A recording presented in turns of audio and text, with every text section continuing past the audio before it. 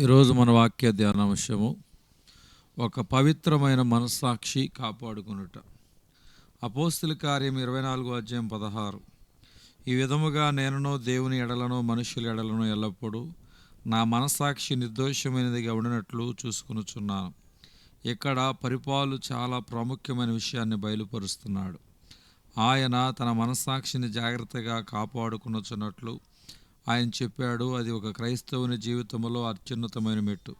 మనము మన పాపములు ఒప్పుకొని క్షమాపణ పొందితే మనకు విడుదల, స్వస్థత దొరుకుతుంది. మనము ప్రభువునందు ఎదుగుతూ ఉంటే ఇవన్నీ సంభవిస్తాయి. మనం మన మనస్సాక్షిని శుద్ధీకరించుకోవాలి. ఎందుకు? దేవదూతలు మన యొక్క స్నేహితులుగా ఉంటారు. వారు మనతో జీవించాలని కోరతారు.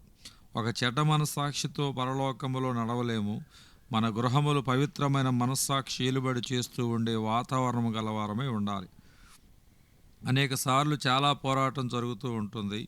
భార్యాభర్తల మధ్య లేక తల్లిదండ్రుల బిడ్డల మధ్య. దానికి ప్రతిఫలం ఏమిటి? ఒక దురాత్మ మన ఇంటిలోనికి ప్రవేశిస్తుంది.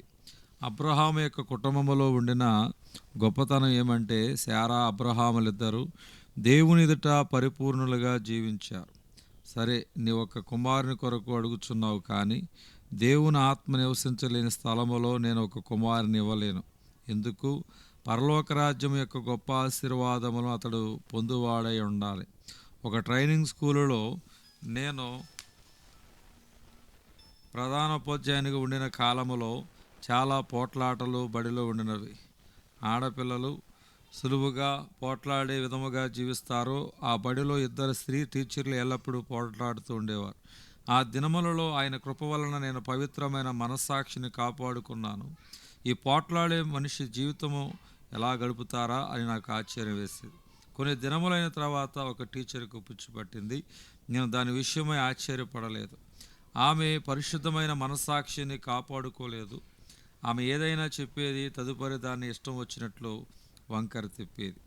పరిపాలు చక్కగా పెరిగిన క్రైస్తవుడు అయినప్పటికీ నేను ఎల్లప్పుడూ శుద్ధమైన మనస్సాక్షిని కాపాడుకుంటూ ప్రయత్నిస్తున్నానని రాశాడు.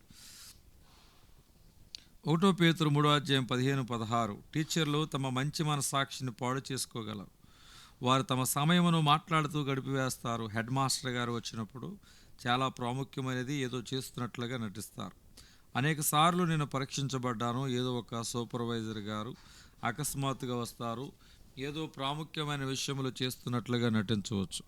అది సరికాదు. నా మనస్సాక్షికి మలినము తగలకుండా జాగ్రత్తగా చూసుకునేవాడిని. మనం పొరపాట్లలో ఉంటే మన పొరపాట్లు త్వరగా తెలుసుకుంటే మంచిది. ప్రజలు మన పొరపాట్లు తెలుసుకునివ్వండి. మనం ఏమై ఉన్నామో దాన్ని తెలియపరచడానికి భయపడకూడదు. దావీదు పాపము చేసిన తర్వాత ఆయన గృహము బహు చెడ్డ వాతావరణముతో నిండిన గృహముగా మారినది.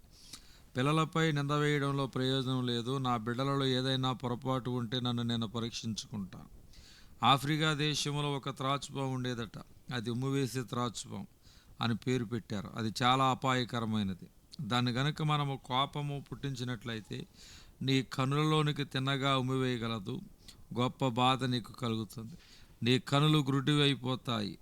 మన తలంపులు అలాగుంటాయి. అపోస్తల కార్యం 24:18. మీ హృదయములలో దేవుని శుద్ధీకరించుకోండి.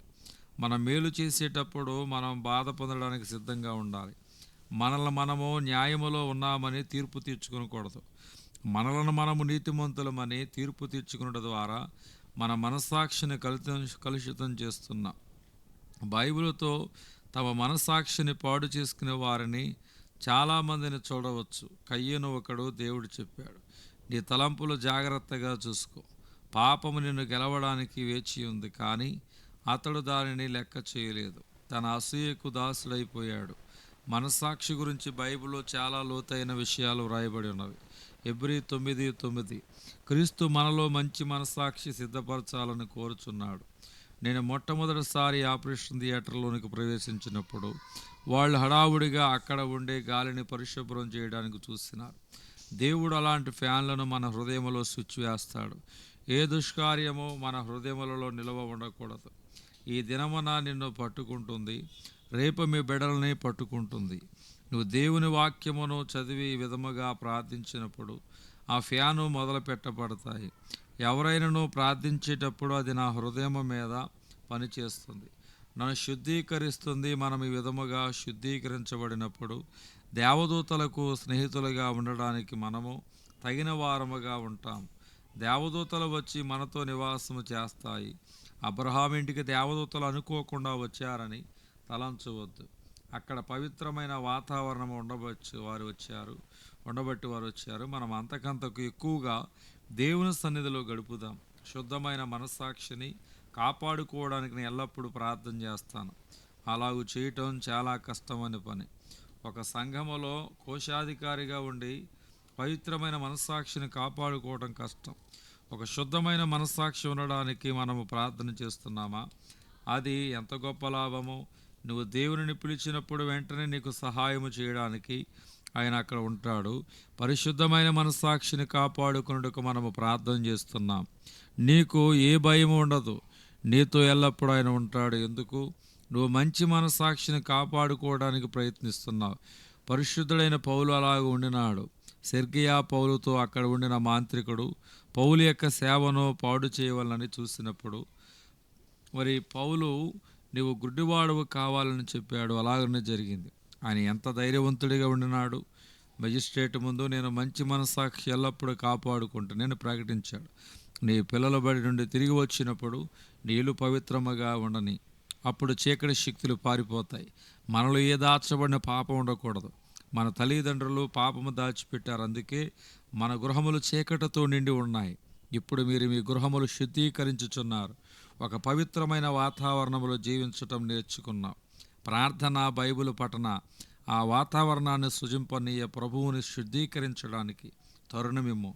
నీలో ఎల్లప్పుడూ శుద్ధమైన మనస్సాక్షి ఉండనేమో.